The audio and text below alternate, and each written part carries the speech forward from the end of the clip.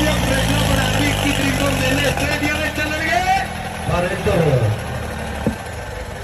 ਵਾਹਿਗੁਰੂ ਮਿਹਰ ਕਰੇ।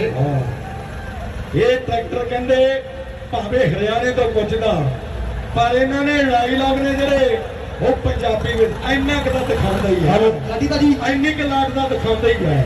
ਲਾਡੀ ਭਾਜੀ ਉਧਰ ਮੋਨੂ ਸਰਪੰਚ ਭਾਜੀ ਸਾਡੇ ਵੀਰ ਪੁੱਜੇ ਆ ਪੰਮ ਤਲਵੰਡੀ ਵਾਲਾ ਭਰਾ ਪਹੁੰਚਿਆ ਸਾਡਾ।